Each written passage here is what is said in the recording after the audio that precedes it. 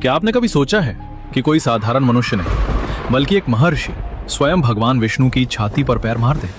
और उससे भी बड़ा रहस्य यह है कि भगवान विष्णु क्रोधित होने की जगह उस ऋषि के पैर पकड़ लेते हैं। आखिर ऐसा क्यों हुआ? क्या महर्षि भृगु अहंकारी थे या इसके पीछे छुपा था देवताओं की परीक्षा का एक रहस्यमय रहस्य? आज की इस कहानी में आप जानेंगे वो घटना जिसने तीनों लोकों को हिला दिया था, और अंत तक आपको समझ आएगा कि आखिर भगवान विष्णु को पालनहार क्यों कहा जाता है। तो चलिए शुरू करते हैं। एक ऐसी कथा जहां एक ऋषि ने भगवान को लात मारी और भगवान मुस्कुरा दिए। बहुत समय पहले नैमिषारण्य के पवित्र वन में सैकड़ों ऋषि मुनियों की एक विशाल सभा लगी हुई थी। वहां यज्ञ हो रहे थे, वेदों का उच्चारण हो रहा था, चारों ओर दिव्यता फैली हुई थी। लेकिन तभी एक प्रश्न ने पूरी सभा में हलचल मचा दी। त्रिदेवों में सबसे श्रेष्ठ कौन है, ब्रह्मा, विष्णु या महादेव? कुछ ऋषि बोले ब्रह्मा सबसे महान है क्योंकि उन्होंने सृष्टि बनाई। दूसरे बोले नहीं, शिव सबसे शक्तिशाली हैं क्योंकि वे संहार करते हैं। और कुछ बोले भगवान विष्णु सबसे महान है क्योंकि वे पूरी सृष्टि का पालन करते हैं। बहस बढ़ती गई, कोई निष्कर्ष नहीं निकला। तब सभी की नजर गई महान तपस्वी महर्षि भृगु पर।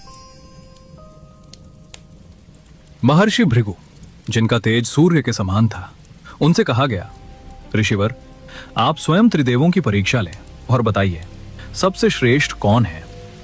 भृगु ने अपनी आंखें बंद की, कुछ पल ध्यान किया और बोले, ठीक है, मैं स्वयं सत्य का पता लगाऊंगा। लेकिन किसी को नहीं पता था कि यह परीक्षा इतनी भयंकर होने वाली है।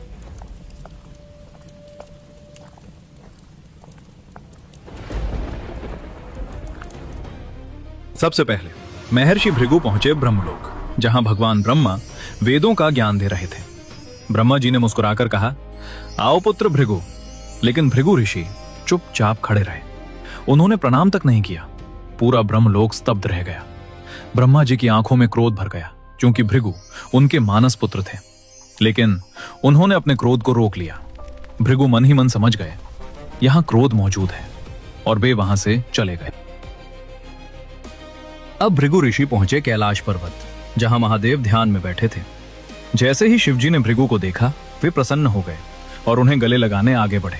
लेकिन तभी भृगु पीछे हट गए और बोले, मुझे मत छूइए, आप शमशान में रहने वाले भस्म लगाने वाले देव हैं।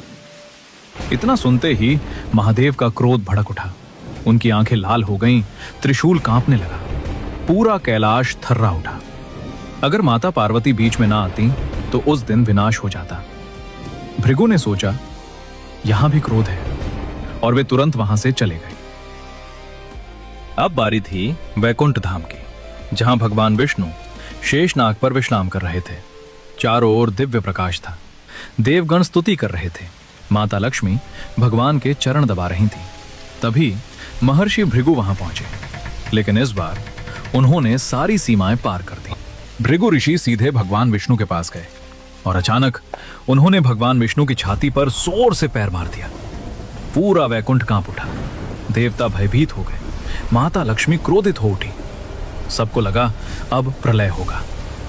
लेकिन तभी कुछ ऐसा हुआ जिसने पूरी सृष्टि को चौंका दिया। भगवान विष्णु तुरंत उठे, लेकिन उनके चेहरे पर क्रोध नहीं था।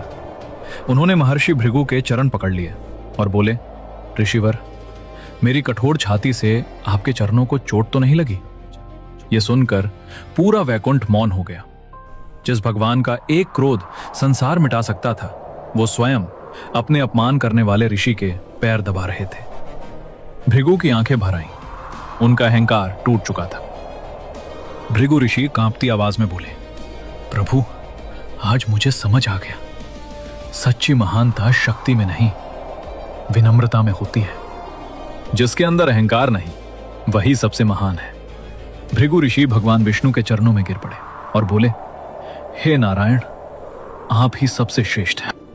लेकिन दूसरी ओर माता लक्ष्मी क्रोधित थी।